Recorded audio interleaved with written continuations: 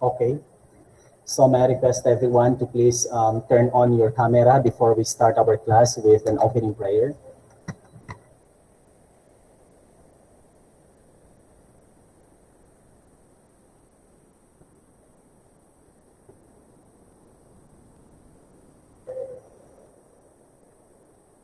Okay, then may we have Jerome to lead us the opening prayer.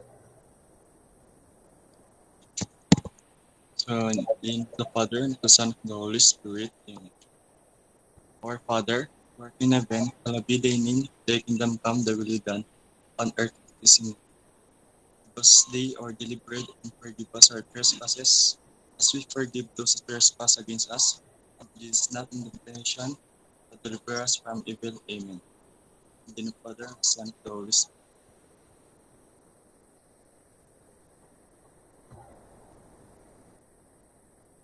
Okay, so good afternoon, everyone. It's good to know that everyone's safe after the Typhoon Kiko, and I hope that you already have you have spent your days where classes were suspended, learning the different resources in your LMS, or doing reviews of your lessons, not only in this course but of course in the other courses. So again, thank you for making yourself available today for our video conference.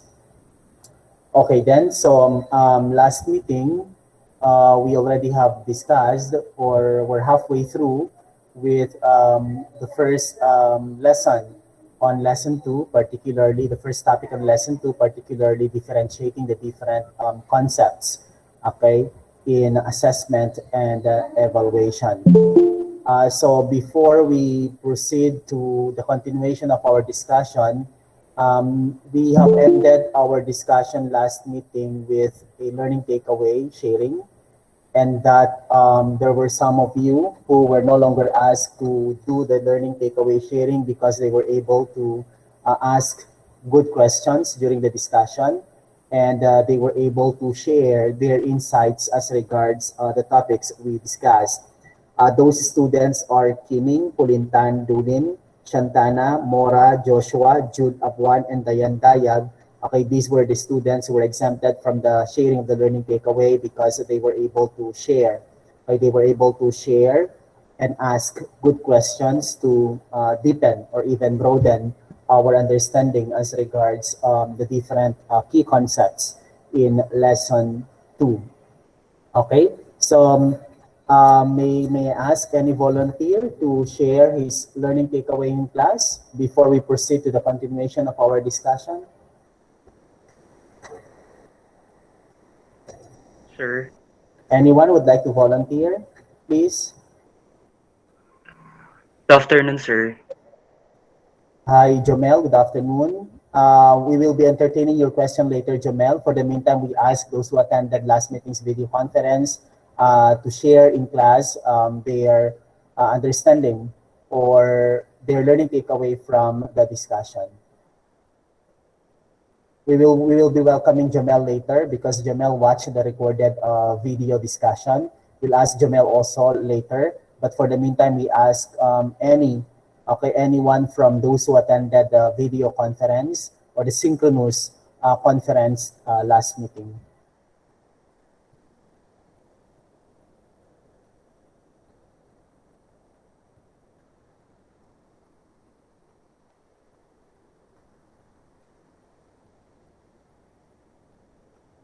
Okay, anyone? Just a statement or simple statement to share, okay, what you have fully understood from last meeting's discussion.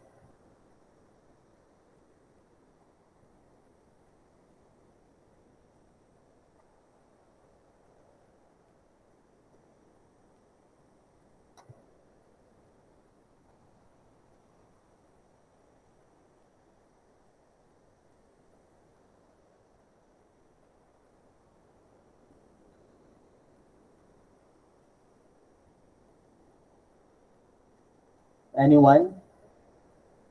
Okay, since no one is volunteering himself, may I then call someone to share? Okay, we have maybe listen to Daryl Troy Takang. Daryl, please.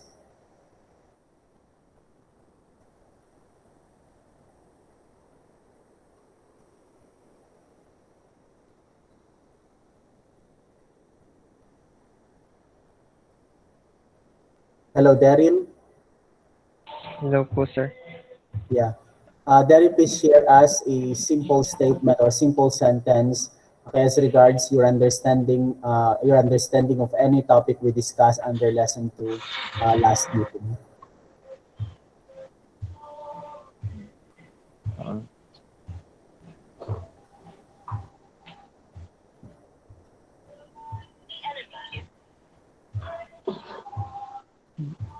Malakas lang. Pag ginapag kayo nag-ano, nakakaya ako ba?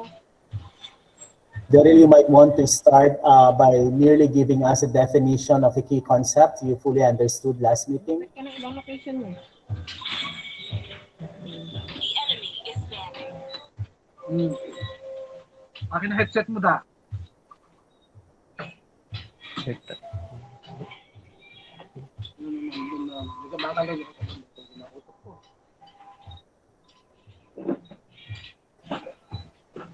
Di. Mark Lennon. Mark Lennon, John Lennon. Okay, maybe while we are listening to while we are listening to Daryl's family's conversation, maybe listen first to Catherine. Catherine, please.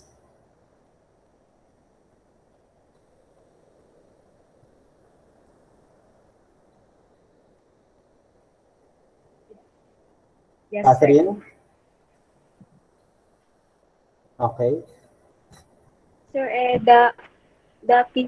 the capabilities of a student cannot always be determined through means of tests. Their capabilities can also be measured by their activeness.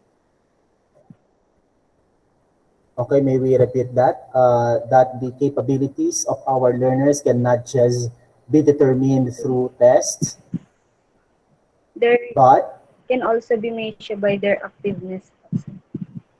again, please, they can also be measured through By their activeness po, sir.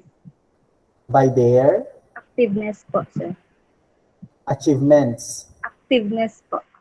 activeness, okay, by their activeness in class. Okay, what do you mean by activeness, Catherine?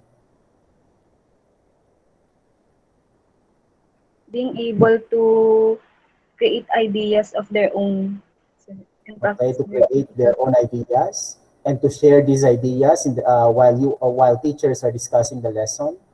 Or maybe you're referring to activeness may also refer to their eagerness to work and to complete their learning outputs even when they are not told to do so. Maybe the eagerness or activeness that you're referring to is their initiative to exert their own effort so that they could be able to learn the material. So that's, I think, a good statement coming from Catherine when she said that the capabilities or the academic progress of our learners can not just merely determined through tests, but it can also be determined through their activeness or through their participation, okay, in the teaching and learning process. And when we mean participation, if the students initiate to exert effort, if the students initiate to help himself or herself to learn the material, and if the student has been observed by a teacher as I've been observed by a teacher as having consistent attendance in class and other non-tests, okay, other non-test way to measure or to check students' learning progress. Thank you, Catherine, for that. May we then now listen to Jamel for his sharing. Jamel, Hello, sir. Good afternoon. good afternoon. Sir, I have two clarifications in regards with the last discussion. First, Mhm, sir, you have stated last discussion that the teacher must be conversant, mhm, meaning that they should be transparent in the success indicators or in the scoring of the performance of a student. mhm, However, in the LMS, especially in the platform LMS, sir, for example, there is a quiz given. And mhm, after taking the quiz, there is a final score reflected. mhm, However, in the submission part, sir, there were no indicated correct answers for every item in the questions given in the quiz. So, yun lang sir. Paano conversant ba yung teacher in terms of that? Kasi, or may setting na ginaganon yung teacher, sir. Kasi, for example, yun nga, sir, the quiz given, yung score lang ang nagre-reflect, but the items, the correct answer for every item in the quiz is are not reflected after ganun, sir. Yeah. If the test or the quiz or the quizzes, should I say, are highly objective types of tests, then the score actually could partially serve as a feedback of how the students performed or how a student performed in a certain in a certain assessment task. That's a partial feedback given to students. The mere fact that you are provided with a timely score, okay, after taking the quiz is already a manifestation that the teacher is conversant as regards the achievement of the student. Okay. Now, the teacher would become fully conversant if what you are sharing would be done by the teacher. That is, that every after answering, okay, the objective type of test, okay, a correct or the correct answer will appear in the system that's being fully conversant using the NEO learning management system. Okay, please take note that we are not, though the learning management system, okay, has that feature to provide the correct answer right away after the student would try answering the question. Okay, most teachers like us do not make use of that feature. Why? Because it may happen, okay, considering that we're teaching not only one class. For example, we are not just teaching one class in a certain subject, but we have plenty of classes, okay, teaching the same subject. So it may, and different schedules, okay, we have to consider the different schedules. And the answer may leak, okay, the answer may leak to the other students taking the same course, considering that we are making use of quizzes, especially for Gen Ed courses and for common courses. We are making use of common assessment tasks for all students, regardless of their program, regardless of their class schedule, and regardless of their year level. Okay, so that is one way for us to avoid the leaking of answers, if in case that these quizzes are taken by students in their respective class schedules. Now, how to resolve that to still be fully conversant? Then the teacher, if that wouldn't be possible, that the answer immediately provided every after answering the question, then the teacher, okay, right after all students have taken the quiz or taken the assessment task, then the teacher has to process the responses of the students in a video conference or even in a synchronous or asynchronous video conference. That is one way to address the issue of becoming fully conversant while taking care of the while being proactive of the possibility that students might leak the answer to these departmental or common assessment tasks of students. Okay, Jamel? Thank you, sir. Tapos the next question, in terms of the measurement error, sir, one of the factors that lead to the measurement error, sir, is when, for example, content of the exam is not actually follow lang po dun sa question ni Mar last discussion, sir, because we are under the same major kasi we have same experience. Example, may I twist the situation, sir? For example, the teacher gave the pointers for review 3 days before and sabi niya na halimbawa, sir, niya tong i-review yung mga concept na ito kasi lalabas yan sa exam. The concepts that were given in pointers for review were not actually taught the whole semester. So, pasok pa rin po ba siya sa measurement error? Yeah, that's part of the measurement error. If you have included a certain topic in a test which were not discussed, okay, which were not the topics which were not discussed in class. then that may mean, okay, then that may lead, should I say, to a measurement error. Meaning to say, you really didn't measure, okay, the understanding of the students after discussing the lesson, because some of the topics as a coverage, as part of the coverage of the exam, were not really discussed in class. That's a measurement error. That's why, you know, in our next discussion later, you would know how to do table of specification, because the TOS, or table of specification, will ensure that all topics discussed in class are to be covered, okay, are to be covered in a certain test or in a certain examination. Okay. During our time, our teachers in USL are doing the table of specification, but I think now we no longer practice the table of specification.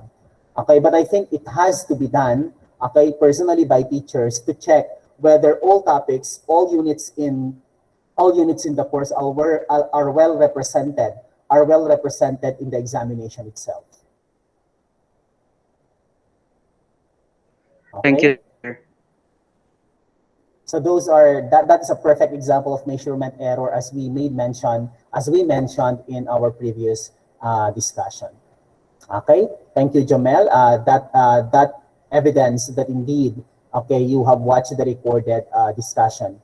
Okay, and I hope the others would also do the same, especially if there are some parts of our discussion uh, which you found difficult, okay, to understand. Okay, any more clarificatory questions from the previous video conference?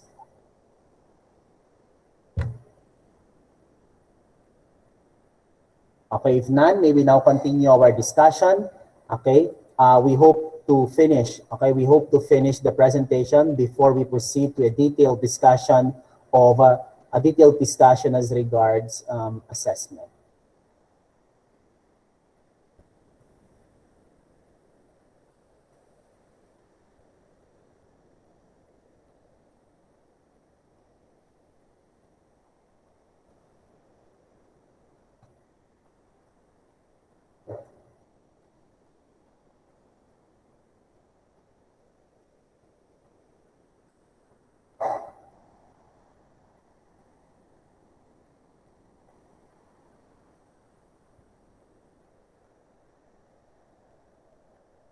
Okay, so we now proceed, okay, to are we done with measurement?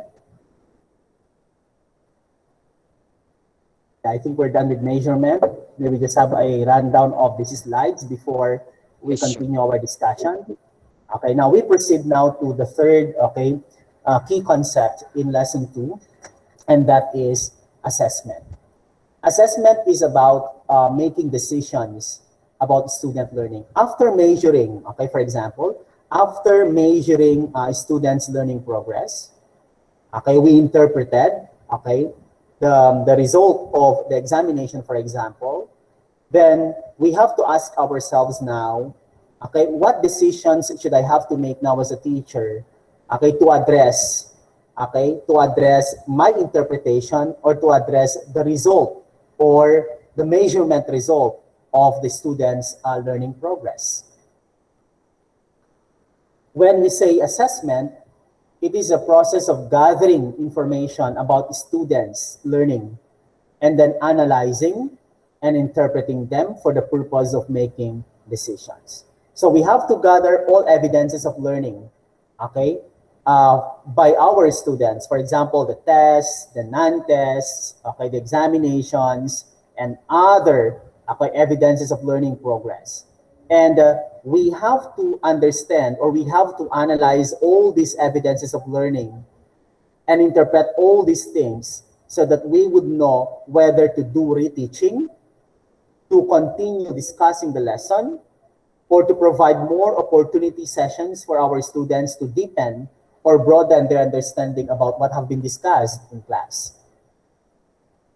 It involves activities such as administering different kinds of written tests, observation of behavior or performance, the examination of word samples, use of checklists, and interview. So if you observe, okay, if all these things are activities being done when we do assessment, then that would mean that all tests non-tests, and measurement activities. Okay, all tests, non-tests, even testing, and measurement activities, all of these are covered by assessment. Hence, assessment is a broader key concept in the teaching and learning process. Okay, because all the non-test, test, measuring activities, and even even testing activities, all these things have to be used, okay, for teachers to make decisions about teaching and learning. Again, assessment covers non-tests, test, testing, and measurement activities.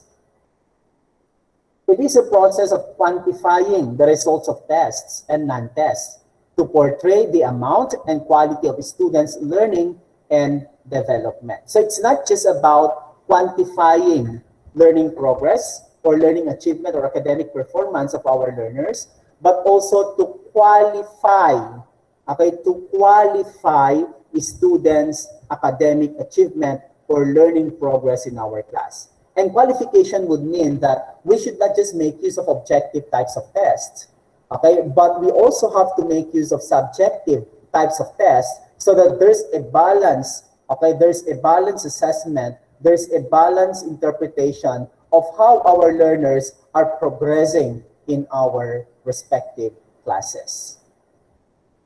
And it focuses on determining the amount of learning in 3 domains: cognitive, affective, and psychomotor. So assessment, okay, assessment has to be holistic. Assessment has to target, okay, the whole person development of our learners. That is to consider the 3 learning domains: the cognitive or knowledge, affective or skills and values and emotions or attitudes, and of course psychomotor, referring to the student's ability to demonstrate, okay, or to apply or transfer what they have learned in our class. Assessment, therefore, is for educational improvement as it increases school effectiveness and reforms curriculum. What is educational improvement? Educational improvement, educative process, we are referring to both teaching and learning process. Meaning to say, we do assessment not just to improve the way our learners learn, but at the same time, we do assessment because we would like to improve the way we teach our subject, the way we discuss our topics in class, the way we provide sensible activities, relevant activities for our students to maximize their own learning. It is for political control of teachers, students, and curricula, as it centralized policy making, narrow accountability, credentialism, educational selection, and determination of life chances in competitive markets. I mean to say, assessment, okay, has to be employed, okay, in education because this will certainly prepare our learners, okay, towards being competitive in the market. That is job seeking, for example, skills advancement, okay, knowledge furtherance, and others. Okay, so that's what we mean by political control of teachers, students, and curricula. Why political control? Because it controls the teachers of what they are supposed to teach, of what they are supposed to do in class to make them effective. It's political control because it provides opportunities for learners to learn the material better. It's political control because it would structure the curricula, it would structure the curriculum, the syllabus, for example, of what are supposed to be done by students and teachers, okay, to effect positive learning, to effect academic or high academic achievement. Okay, now, these are the different types of assessment. We have norm reference. Okay, what do we mean by norm reference? Norm would mean standard. It is about giving information of what a student can do in comparison with other students in the class. I think we also made mention of this when we discussed about measurement. Okay, that there are also norm reference measurement, and because measurement is part of assessment, there is also what we call as norm reference assessment. That is giving information of what a student can do, okay, in comparison with other students in class. That's why last meeting, some of you made mention that there are teachers, okay, who would ask their learners, who would ask their students to complete an essay test, Okay, and that this teacher didn't provide any indicators or success indicators or criteria to judge or to assign score to students' essay work. And if teachers would do that, then that would mean that teachers will certainly make use of the norm reference scoring.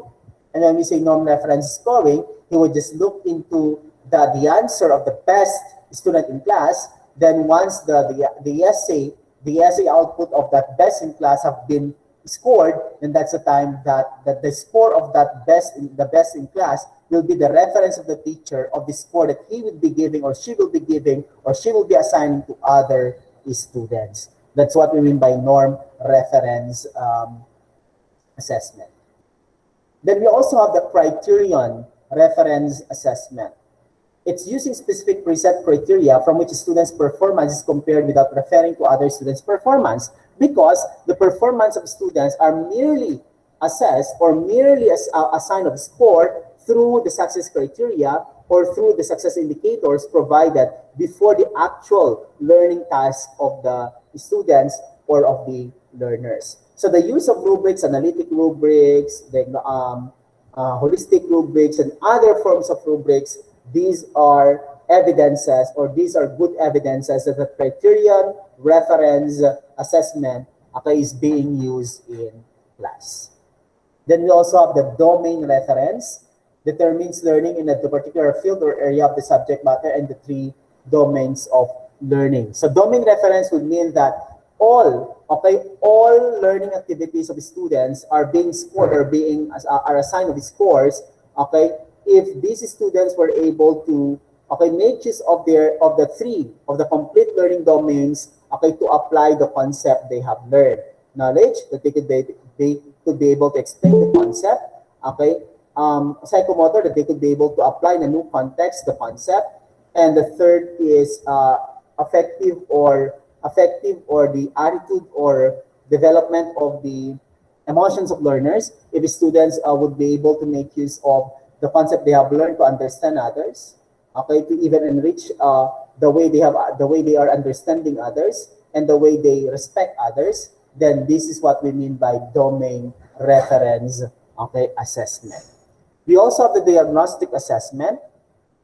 This one, identifying weaknesses, strengths, and problems of students' learning. For example, when you were to gauge students' prior understanding or previous knowledge, then that is an example of diagnostic assessment.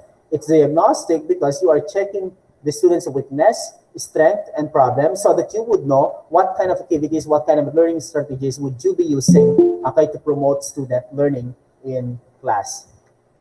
We also have formative assessment, that is pinpointing whether students have achieved the objective of the lesson taught. Formative assessments, examples of these are your participation activities, your weekly tasks, or anything that would prepare you, any activity that would prepare you towards a summative assessment, towards a quiz, towards a major exam, then these are what we mean by formative assessments. And of course, the last one, we have summative assessment, rating or grading students based on their performance or achievement.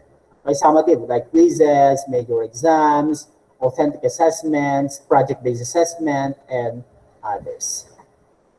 We also have ipsative assessment or self-assessment, that is giving students an opportunity to evaluate your own learning. That is ipsative or self-assessment or self-reflection activities. When your teachers would ask you to evaluate your own learning, evaluate your own understanding through a checklist, for example, then the teacher is making use of the ipsative ipsative assessment or self-assessment. And we also have the authentic assessment, determining what the students can actually do in real life situations. The activities that we ask them do are those activities that would allow them apply the concepts and theories they have learned in a real life context, in a real life situation. Later in some parts of our discussion for this course, you will be taught of how to design authentic assessment using the GRASP model. But anyway, we will be discussing that as we progress in the lesson. We also have the performance assessment, determining whether students can demonstrate their learning through performance in real or simulated actions. Okay, what's the difference between authentic and performance? Performance is merely the application of the concept they have learned. Authentic is about making use of the concept they have learned to real life experiences. For example, when you ask students to do to demonstrate how a taekwondo has to be performed, then that is performance-based assessment. Okay, but if you would ask them of an activity that they will allow themselves to make use of the skills they have learned about taekwondo in real life situations, then that makes it authentic. Okay, now before we continue to evaluation, maybe we have a moment for clarificatory questions. Okay, while you're thinking of your questions, just allow me to stand and get a glass of water for me.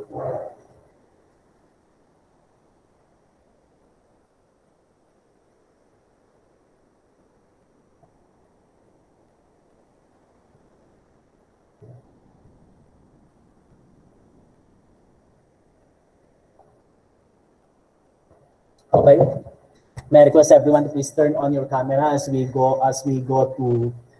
proceed to our question and answer portion for open forum for more clarification as regards the lesson. Okay.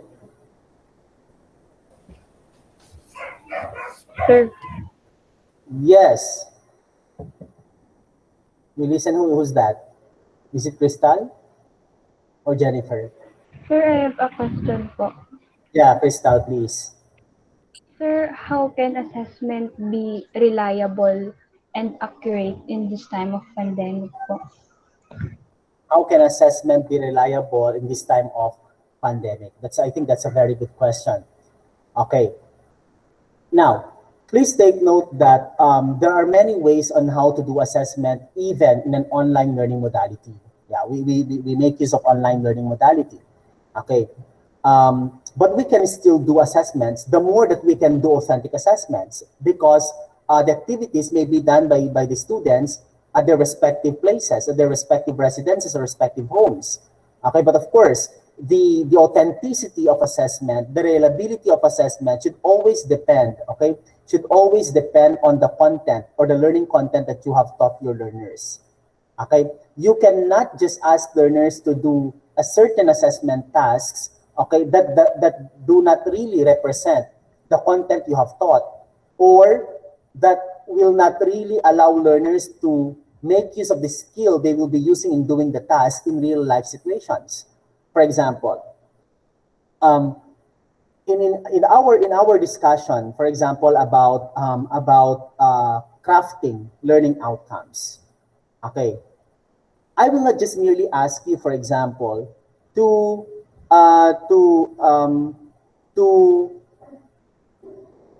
define or to complete an alternative type of test to identify or to define, to perfectly define what learning outcomes are.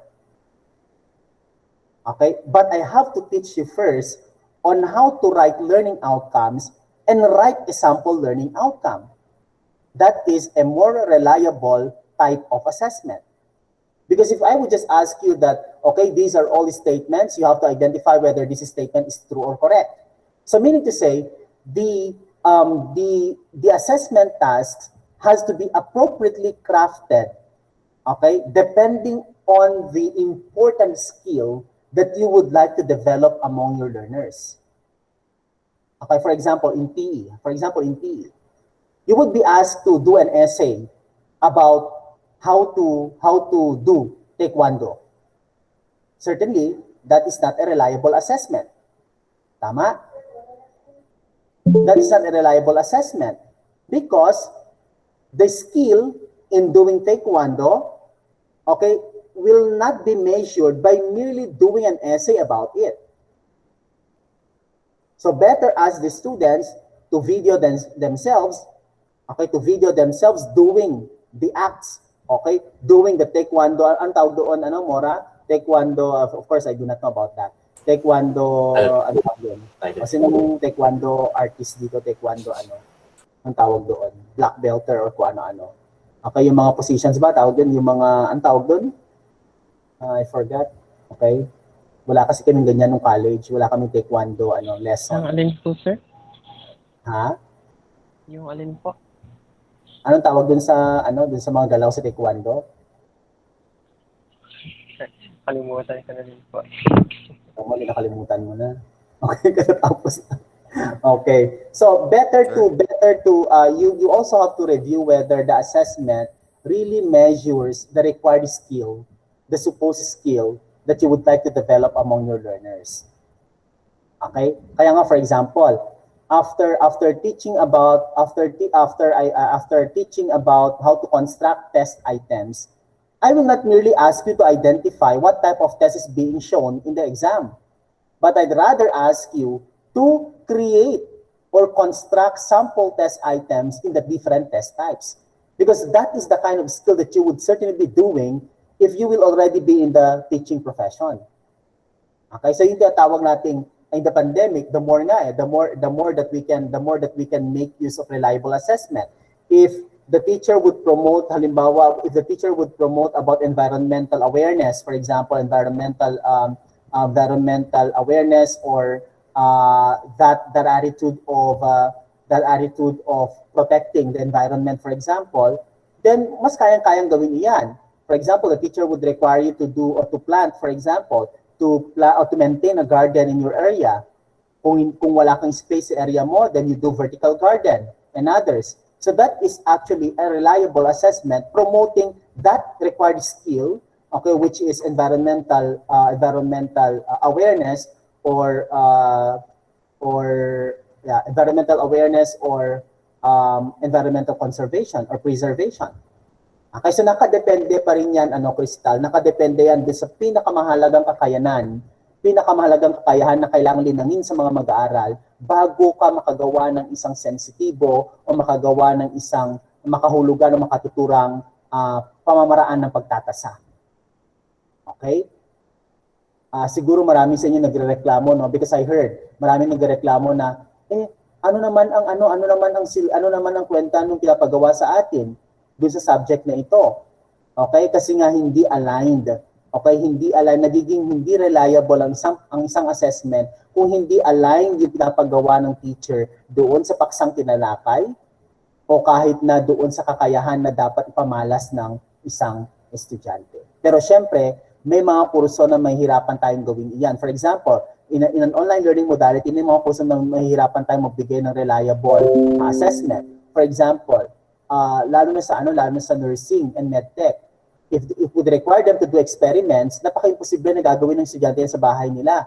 Kaya nga we applied for a face-to-face modality or a face-to-face component of the online learning modality so that these students would also be given that chance, okay, to make use of the laboratory and to really deepen their understanding about highly laboratory-based courses.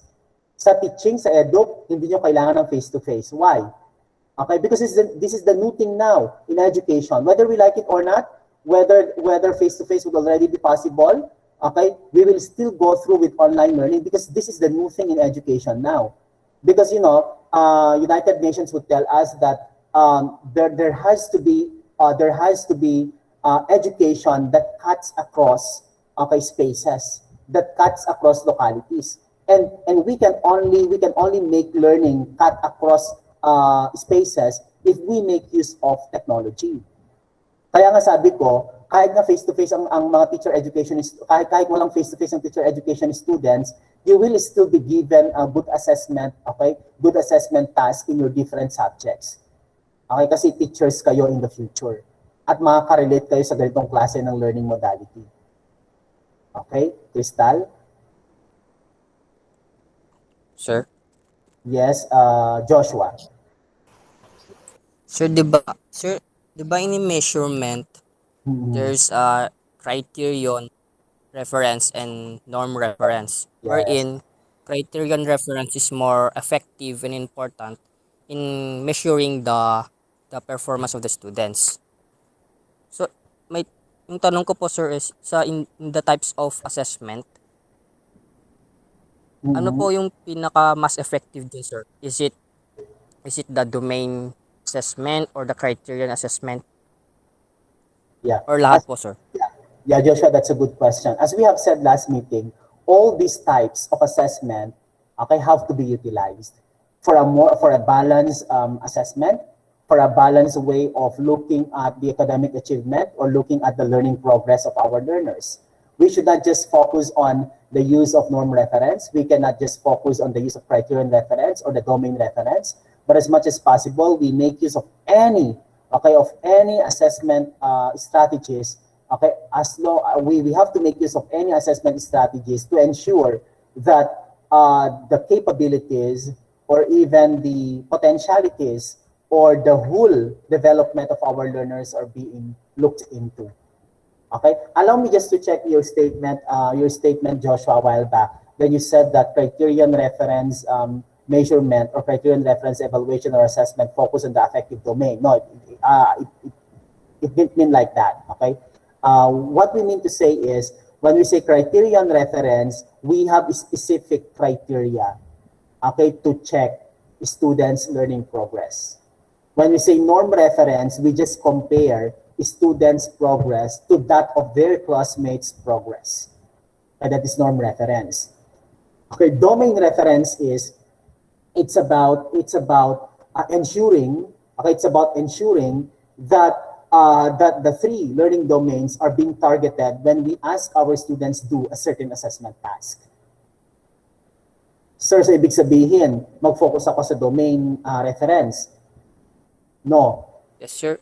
Kasi Oh, it yeah. measures the 3 domains wherein the cognitive, affective, and psychomotor. Yeah, that's right. But remember that if we really would like to have a wide scope or wider scope of how we look into the progress of our learners, then we have to make use of all these types of assessment, all these types of measuring, testing, tests, and non-test activities. Okay, Joshua?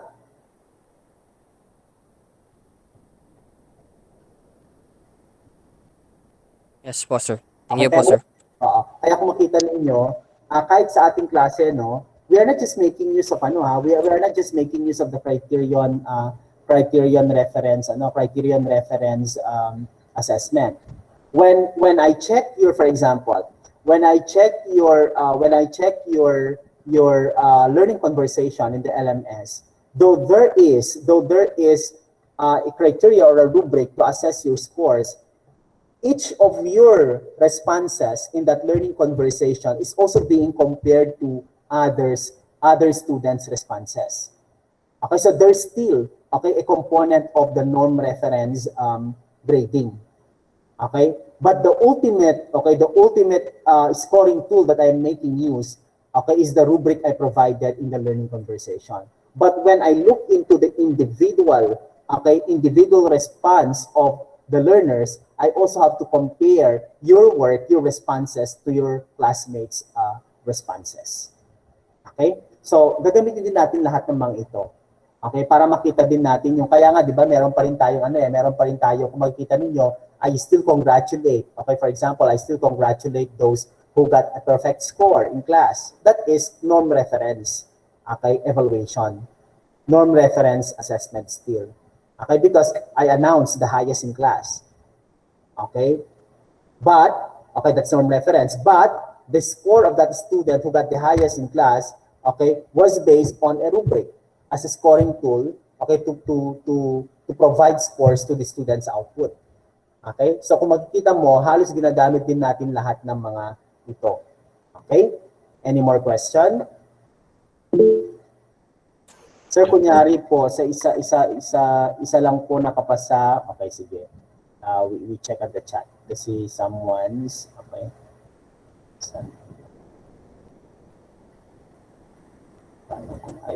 Chat. Okay. Sabi ni Kathleen, Sir,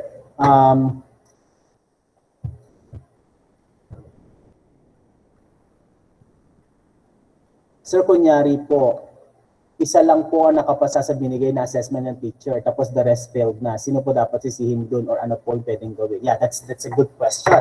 Okay, that's a good question. Catherine Manzano. Catherine Manzano. It's a good question. Sir, paano kung isa lang ang pumasa? Okay? There are factors that we have to look into. Bakit isa lang ang pumasa? Maybe there is wrong. Okay, there is wrong in the way that you have crafted the assessment task. Okay, kung wala namang mali dun sa pinagawa mo dun sa assessment task, kung halimbawa, hindi pala yung assessment na pinagawa mo pala, it does not cover really the content or the skill being taught in class. Okay, then certainly, there would be an error. Certainly, kung konti lang ang pumasa, isa lang ang papasa. Okay, so maybe there's something wrong in the content of the assessment tasks. It may not target the supposed coverage that you would like to target among students. Okay, second, baka hindi maganda yung pagkakaturo mo ng lesson. Okay, kaya isa lang ang nakakuha, nakagets, at isa lang ang pumasa. Okay? O hindi kaya kulang yung mga learning resources na binigay mo sa mga estudyante. It's another one that you have to look into. Or hindi kaya may problema talaga sa grupo ng estudyanteng ito? Please take note. Ang pinakahuli dapat nating isipin na dahilan kung bakit maraming bumabagsak ay yung estudyante mismo. Yun ang pinakahuli nating isipin. Una muna nating titignan, okay? Una muna nating titignan yung klase nung assessment na ginawa natin. Pangalawa, yung klase ng pagtuturo na ginawa natin.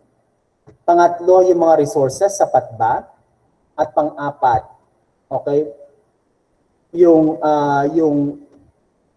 content ba na tinuro natin ay yun din yung nilalaman na tinarget ng assessment task.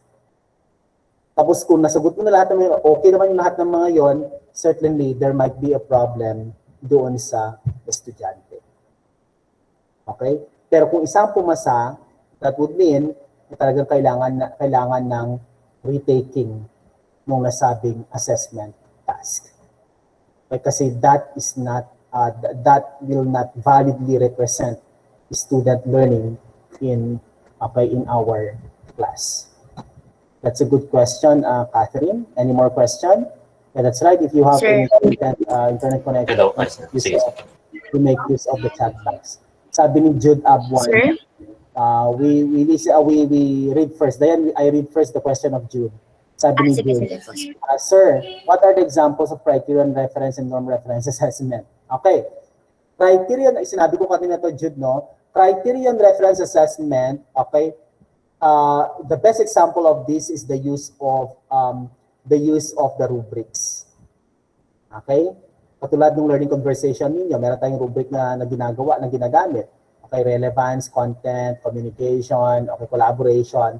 These are all criterias. Hence, it's a criterion reference assessment. Example of non-reference assessment, okay, is this. Okay? Pag mag-check ako halimbawa ng essay, okay, tapos chinek ko una yung walang criteria, no, chinek ko una yung work ng isang pinakamagaling sa klase. At yung may score na itong pinakamagaling, ito na yung reference ko para bigyan ng score yung mga iba. For example, hindi naman kasing galing ni Herbert itong si Robert para magkaroon siya ng the same score ni Robert. So bawasan ko ng konting score ni Herbert.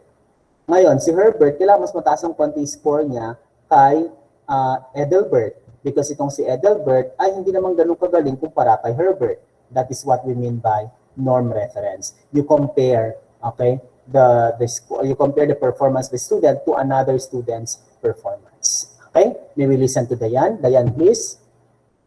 Sir, di ba sabi niyo po is dapat lahat, yung type of assessment dapat lahat po is nagagawa, even the norm reference.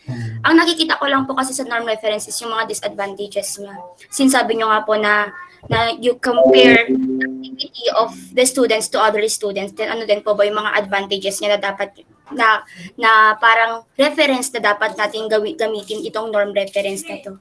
Yeah, the norm reference would also motivate our learners to perform well in class, because a recognition of their performance, okay, compared to other students' performance may also serve as a motivation for them to do better. Pero hindi ko ibig sabihin na laging yun ang ginagamit natin. Because as much as possible in the 21st century, we have to avoid competition. Okay, we have to avoid the use of competition in class.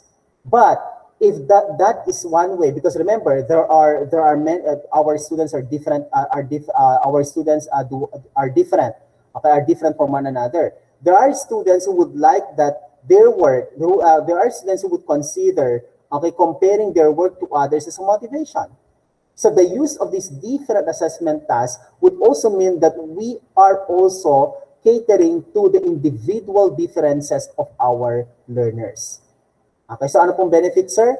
Some students are motivated by by comparing their performance to their classmates' performance. Kaya nga, di ba, maalala ninyo, meron noon when you were in elementary, kung maalala ninyo, merong mga nakapost sa top 10 students in class, top 10 who got the highest score, because students are motivated of these simple rewards. Okay? Pero sinabi ko nga kanina, wag lagi-laging ito lang ang gagamitin natin. We have to make use of varied assessment strategies to cater to students' diversity or students' differences in our respective classes. Okay, Dayan? Okay po, sir. Okay. Dian, sabi ni Dian, sir. Dian, sabi niya, sir, is it okay po if we utilize more than one assessment in one discussion for elementary students po? One assessment in one discussion. But certainly, hindi dapat lahat Dian, hindi dapat lahat written.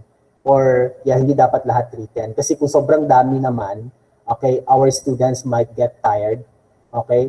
And instead of letting them enjoy learning, okay, it may happen that they are afraid of learning because you're giving them so many tasks. Tignan lang ninyo kung ano yung appropriate na kaya nilang gawin. Kaya nga, ang mga assessment tasks din natin nakadepende rin sa edad ng ating mga estudyante.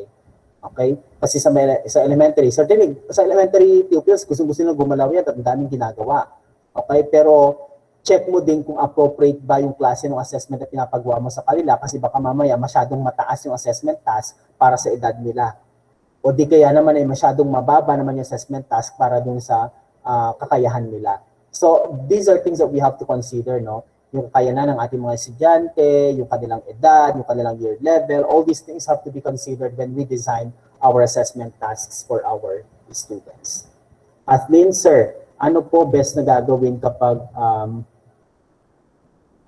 ano po yung best na gagawin kapag sa remedial na failed pa rin? I-reteach po ba ulit or yun na lang tapos move to the next topic na po? Now, in the 21st century teaching and learning, Kathleen, we avoid making use of the term reteach. Bakit? Kasi pag reteach ang term mo, ay inulit mo lang yung pagkakamali mo nung unang mong itinuro yung nasabing paksa, yung nasabing nilalamang pagkatuto. So mean to say, we have to make use of learning opportunities as a term rather than reteach. Because when you do another learning opportunities, that would mean that you have improved your strategy for better learning or for better understanding of your students. Okay? Ulitin ko po, no? At saka yung remedial, hindi na rin ginagamit yan na term. Okay? Yung remedial in the 21st century education, that is no longer used. Kasi pag remedial, para lang doon sa mga hindi nakagets, para lang doon sa mga bobo, no? Okay? But of course, though there's no such thing as bobo, no? Pero yun yung notion natin kapag sabi mo, mag-attend ako ng remedial class. So, ibig sabihin, bobo ka, hindi mo intindihan yung lesson, kaya nag-remedial class ka. No. But we have to make use of the term learning opportunities instead. Because everyone, okay, should be invited to join the learning opportunities because you are making use of another strategy, okay, to teach the lesson. So, avoid the term reteach and remedial. The use of would mean that you just repeat your mistake. Okay, just repeat your mistake. You just repeat the strategy you used when you first taught the lesson. Alam mo lang hindi effective kasi maraming hindi nakaintindi. Bakit mo pa gagawin ng reteach? So better provide another strategy that is to conduct a learning opportunity session. As you mentioned, sir, sabi ni Mar, as you mentioned, sir, earlier in the discussion, sir, that assessment is an educational tool of political control. And so how does it contribute to curriculum evaluation? And if it does, how does it will affect teaching and learning process? Now, when we say curriculum, for example, the syllabus, okay, you do all this assessment, for example, for this year, for example, in this course, For this year, for example, we'll make use of all these assessment tasks. Tapos, ginather ko yung result ng assessment task ninyo at nakita ko na may mali. Okay, aba, merong mali. Parang hindi akma yung pinagawa kong activity na ito sa mga estudyante ko. Then I have to improve the curriculum. I have to improve the syllabus. Hindi ko nagagamit yung estratehiya na yan dahil, hindi ko nagagamit yung estratehiya na yan dahil hindi naman siya naging kapaki-pakinabang sa aking mga mag-aaral. So ngayong taon na ito, babaguhin ko ang aking syllabus, babaguhin ko ang ang nilalaman ng aking syllabus at tutingin ako ng mga akmang mga gawain pagtatasa na may enjoy ng aking mga estudyante habang malilinang din nila yung mga kakayahan na nais kong linangin sa kanila. That's what we mean by control of the curriculum. Curriculum, the syllabus is a written curriculum. It's a type of written curriculum. Okay? And if it does, how well, if does, it will affect teaching and learning. Certainly, because it will affect, the result of the assessment will provide you, will provide you a hint on what part of your teaching and what part of the student learning or what part of the written curriculum has to be improved and has to be improved or has to be changed. Okay?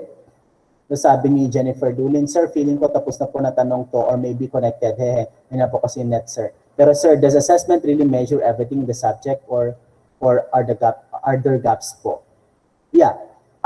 If assessments are well utilized, then it will certainly, if assessments are well utilized, if assessments are well crafted, appropriate to the supposed skills and understanding that we would like our learners learn, then certainly it will measure everything. Okay, but if assessments were not crafted well, assessments were not really done well or conducted well, then there might be gaps to be encountered. Pero remember that not all things are taught in a traditional classroom setting. Not all things are being learned in a traditional classroom setting. There is what we call as hidden curriculum. Okay? When we say hidden curriculum, you didn't intend to teach this skill, but it's because of this assessment that you are asking students do that student learn such skill. That's what we mean by hidden curriculum. Sabi ni Rendon, sir, nagpa-practice din po ang discrimination sa non-reference kasi compare mo ang students' performance to other students in class. Yeah, there's discrimination if you keep using the norm reference type of assessment. Kaya nga sabi ko, there has to be a balance of everything. Okay, hindi lang puro criterion reference, hindi lang din puro domain reference, hindi lang din puro norm reference. Okay, it's a matter, you can still make use of the norm reference, but it's a matter of processing, of processing these norm reference practices to your students. Okay? Diba sabi natin yung recognition of the top 1 and top 2 is also an external motivation. Remember, extrinsic motivation. Remember, you have learned that in some of your professional education subjects. Sabi ni kay Angelic Hernandez, sir, what is the assessment supposed to measure po? Consider the case of an assessment which works well in the calculation of grades but fails in identifying students' strengths and weaknesses po. Yeah, sinabi natin kanina, Kay, that assessment should measure the whole development of learners. It will not just measure the knowledge level of the students, but also the psychomotor level, the affective level, and others. Kaya we have to be very careful when we design our assessment activities. Jomel, I have observed, sir, that some of the modules of the DepEd contain merely and purely various assessments, sir, which means that it does not even contain any discussion area. Tama ba to, sir? Kawawa naman yung mga modular learning lang ang modality. Yeah, it's really a challenge now in the DepEd because, of course, not all students are well equipped with a good internet connection. Okay, and they cannot even afford to they cannot even afford to buy or to do subscription of the internet connectivity. Okay, that's really a challenge. Kaya nga, nakokontento na sila doon sa modular learning. But of course, maraming issue na sa modules ng DepEd kasi may mga content na mali, may mga activities na hindi naman akma doon sa mga bata. So, well, anyway, these things, I think DepEd is also doing something to improve their modular type of learning. Shantana, sir, about the norm reference assessment din po. The advantage of norm reference assessment is that some students take this as motivation to do better. Yeah, that's true. How about the other students, sir, who take this as something negative? What internet? Kaya nga Shantana, sinasabi ko pa ulit-ulit kong sinasabi, we make use of balance.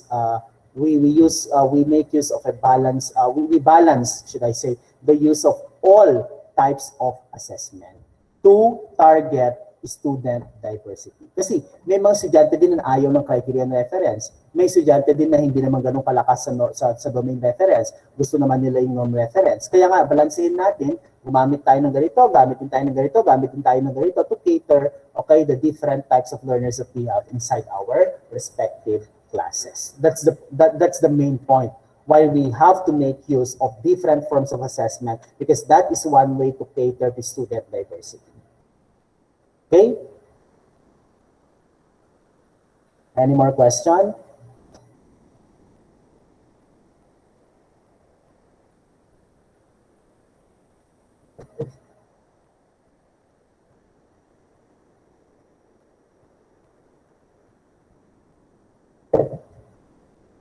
Okay, no more. So we continue our discussion.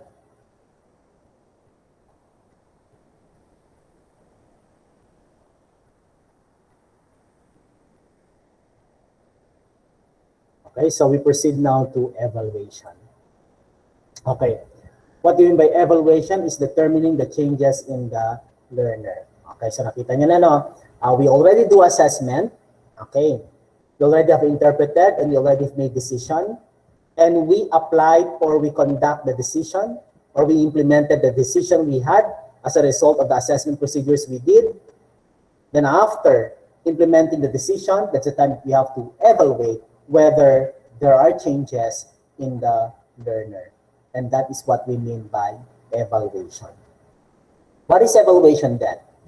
Evaluation is the process of determining the changes in the child as a result of the teaching and his experiences in class. Anong nabago sa estudyante? Meron ba talagang pagkatuto na nangyari sa aking mga estudyante o wala? It is a systematic attempt at ascertaining the amount of progress made in the child's education directed towards the realization of objectives in education or realization of learning outcomes in education. Did they meet the learning outcome or not? So meaning to say, evaluation is broader than assessment. Assessment is broader than measurement. Measurement is broader than testing. Testing is broader than non-test and test. It is a process of attaching quality or value judgment to the quantity obtained through the process of assessment. So, kailangan mo ng assessment, di ba? Okay, it's out from the assessment that you provide a quality or value judgment of students' academic achievement or academic process. It is based on the result of the assessment is more comprehensive than evaluation based on measurement. So, mean to say, assessment is more so the judgment of the evaluation or the result of evaluation or judgment that we do about our student learning is based on the assessment result.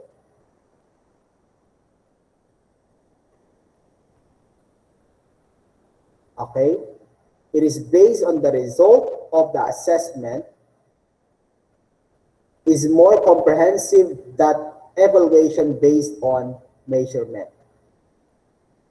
Parang may mali sa statement. Sabi, it is based on the result of the assessment. On the assessment is more comprehensive than evaluation based on measurement. Okay, so this is what we say now. Okay. So meaning to say, evaluation makes use of both assessment and that of measurement. Please take note that measurement is being used by assessment, tama? While assessment is being used by evaluation. Okay. Next, we have to differentiate now. Yan natin para maunawaan natin ng mabuti. We have to differentiate now assessment from evaluation. This is it. The purpose of assessment is to increase quality. Okay? To increase quality. While evaluation is to judge quality. Okay? Assessment is to increase quality. Look at the illustration. Diligan ko itong halaman na ito para nang sa ganon ay lalong lalago, dadami ang dahon, maging magandang bulaklak, okay, lalong maging malusog. Okay, increase quality. Evaluation is to judge quality. Okay naman si halaman, pero sabi niya too short and not enough leaves. Okay? So hindi siya i-judge niya yung quality as a result of assessment. Masyado pang maliit, so kailangan pang dagdagan. Masyado pang kukunti ang dahon, so kailangan pang paramihin. Okay, so this is the difference. Now, who benefits? For assessment, the assessee, the students, the person whose performance is assessed.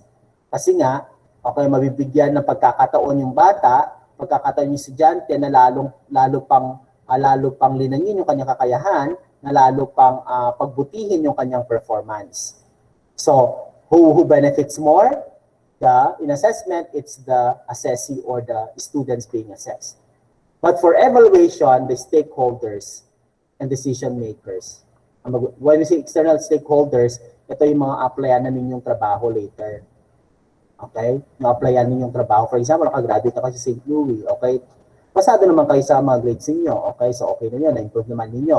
Pero, pag for example, mag-apply kayo halimbawa sa isang famous and well-known company, okay?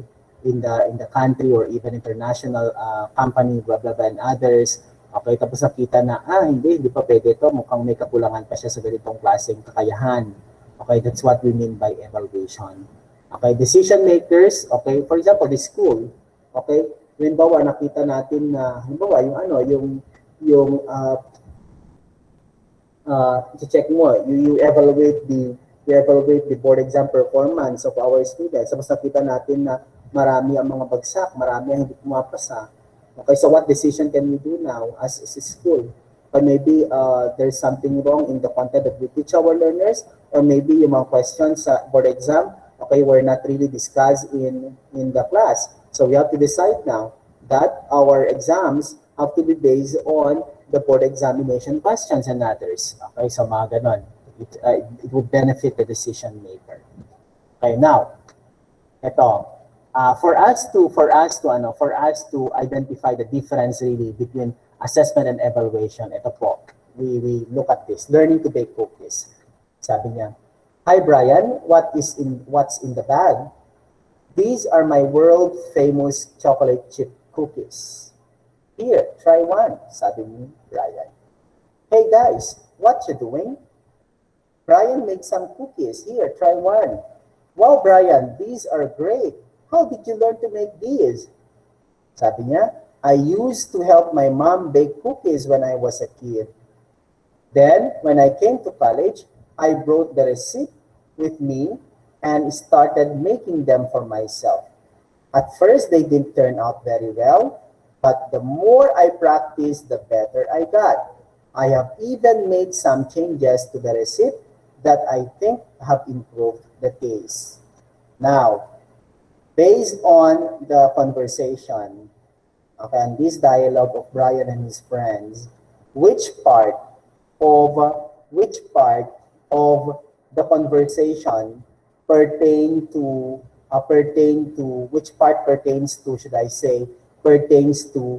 evaluation and pertains to assessment?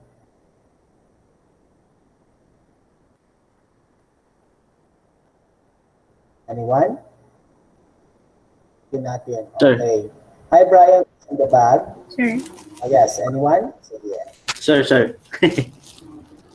Yes. Sige. Stop muna tayo. Okay. Process natin yung ibig sabihin ng passage. Okay. May we listen to sino ang unang magre-recite.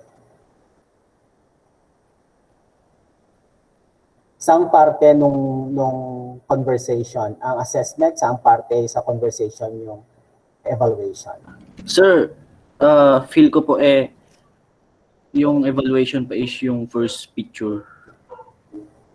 Okay, yung first picture. Bakit yung first picture? Ano sinasabi ng first picture? Sir, kasi po parang doon na po nila i-judge, sir, kasi itatry na po nila. Okay, very good. That's good, Raslyn. How about the assessment part, Raslyn? Sir, yung second one po. Ano yung sa second one? Yung parang, ano sir, mas natitigan ko kasi yung first picture, sir, yung sige. Magtanong tayo sa iba. Tama si Raslyn when he said that okay, the first picture, sir, the first slide of the story, sir, pertains to evaluation because there's already a judgment as regards the output of the skill of Brian, because Brian was able to prepare good cookies that his classmates or his friends appreciated or liked. Okay. Now, which part of the conversation pertains to assessment?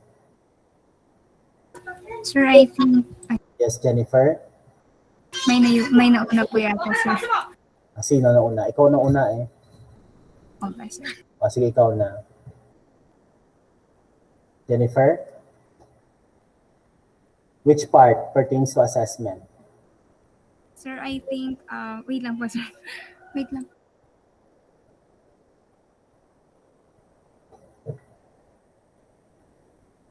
Huwag ka na maingay. Pasok ako.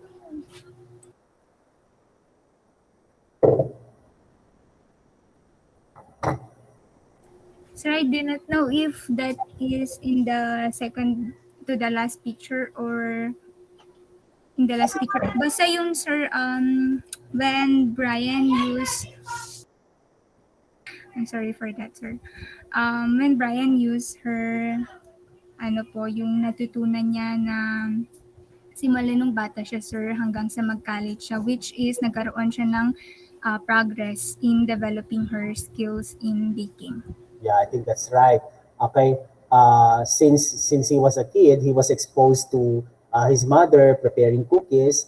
Tapos nakita niya, ginawa niya, tinry niya, and he kept improving himself. Okay. So the one who benefited from that is Brian. Hence, that is about assessment. Okay. So nakita na niyo yung pagkakaiba ng assessment sa evaluation. Okay. Tignan natin yung mga lessons natin. Tignan natin dito. We check the other slides. Sige. Okay, so yun nga. Lesson, Brian used what he learned from each batch of cookies to improve the next batch. You learn from every homework assignment you complete and every quiz you take what you still need to study in order to know the material. And this is what we mean by assessment. When playing basketball, for example, you get immediate feedback about how well you are doing. And this tells you how to adjust to get the ball in the hoop next time. That is assessment. When you are learning a skill, feedback or assessment is automatic. Remember this, assessment doesn't have to be a written exam. You can determine if you have successfully learned something in a number of different ways. Depending on what you are trying to learn, recognizing that there are many different ways to assess learning, and becoming skillful at self-assessment are important lifelong learning skills. This is what I keep reiterating a while back, that the use of different assessment strategies will ensure that we are targeting all our students' potentialities or potentials, all our students' differences. Okay? So yung last, yung pinaka-umpisa kanina, tama si ni Razdin, that is about evaluation, the result now of how you improved, okay, as a learner. Okay? So next meeting, we will be discussing about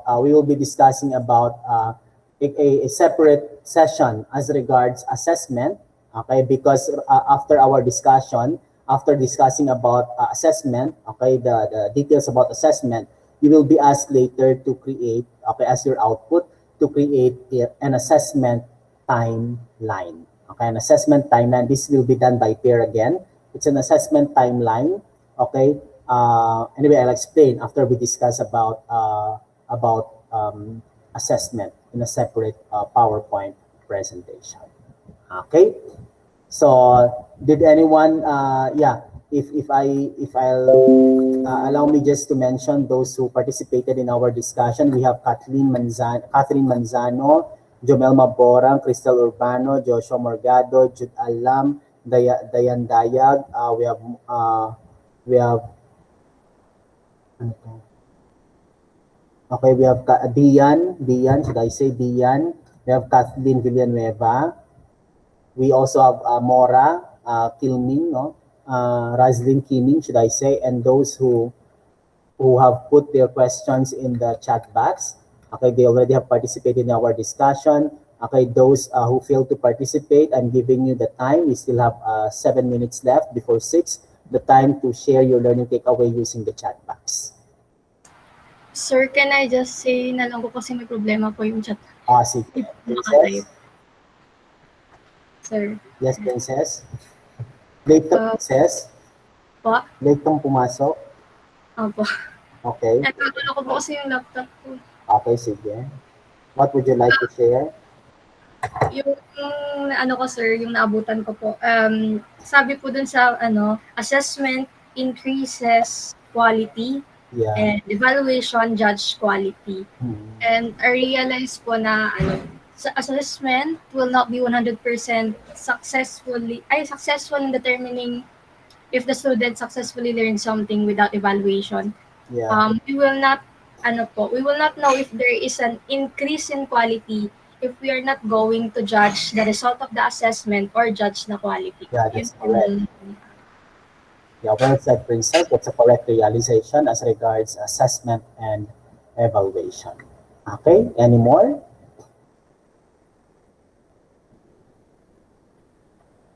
Yung mga ibang hindi nakapagbahagi, you make use of the chat box. We still have 6 minutes left.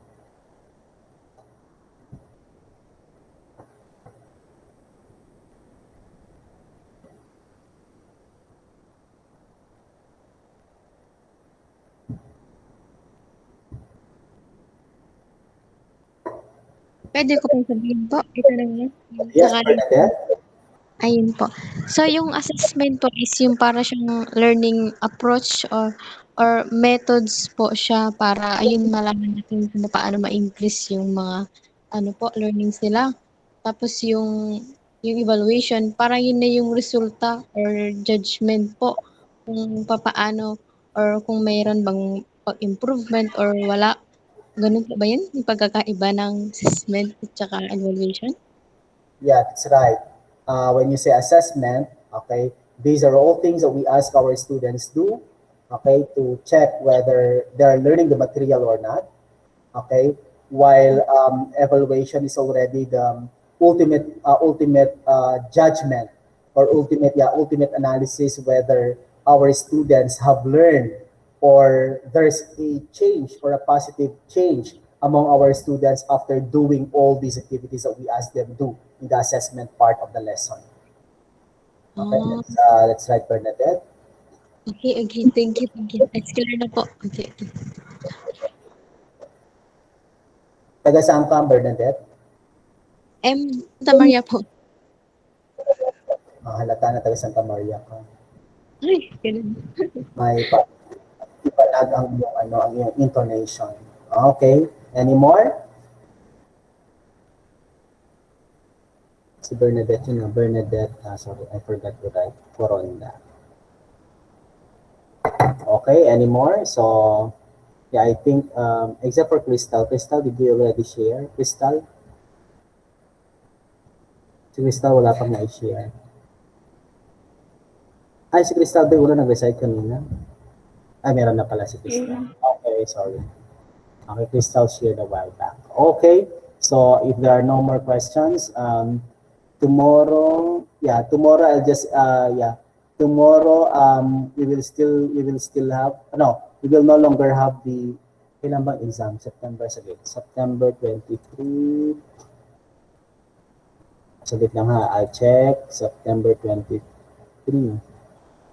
Yeah, I think we still have to we have to meet tomorrow for a video conference because we have to discuss about assessment. Then 2020 and 21 we also have to meet again to discuss about lesson 3. Okay? Lesson 3. Kasi the prelim examination covers lesson 1 to lesson 3. But if you cannot really do it, then I have to review the exam again to remove those questions under lesson 3 para well represented yung mga na-discuss lang natin sa class. Okay? So that's it. We call it a day. May we have then our closing prayer, and our closing prayer will be led to us. But of course, before that, I observed that amidst my reminder that you do personal prayer, okay, that you do your own crafted prayer. Every time that I ask one in class to lead the prayer, to lead us the prayer, they still make use of the formula prayer. I respect the formula prayer, of course, but we've been using that most often. So maybe we have to make use of our personal prayer, okay, so that the others would also be motivated to do the same in the succeeding video conferences that we will be doing. Your teachers, hence, you should know how to do impromptu prayers. I know you could be able to do that. Okay, so maybe we have then, we ask Mar to demonstrate to us how to do a personal prayer or how to lead, a personally crafted prayer. Okay, I hope the others would be inspired later if I call you to do or to lead the prayer. Mar, please lead us the closing prayer. Okay, sir, am I audible? Yes. Okay. Well, let us pray, classmates, everyone. Let us pray. Almighty Father, we thank Thee so much for this wonderful day that was given us. We thank Thee for the wonderful discussion and conversation with one another. And we thank Thee for the knowledge and learnings we have gained. And with the help of our instructor, Sir Herbert Corpus, we thank Thee so much for the added wisdom and understanding. We hope and pray, Father, that as we process our learning, we'll be able to evaluate ourselves. If we are really learning, we ask Thee to help us to be able to gain more understanding and apply what we are learning. We ask Thee, Father, at this time to keep us safe, and especially those our loved ones, our family, relatives, and friends. We also pray for those medical frontliners who are battling this virus. We pray for their safety too. We also pray for our teachers and those other stakeholders concerned to help us embrace this new normal education. Father, we love Thee so much, and this we ask and pray in the name of Jesus Christ. Amen. Amen. Okay, thank you again and enjoy your Thank night. you. Okay. Yep. Thank you, Thank Mark, for the very good prayer.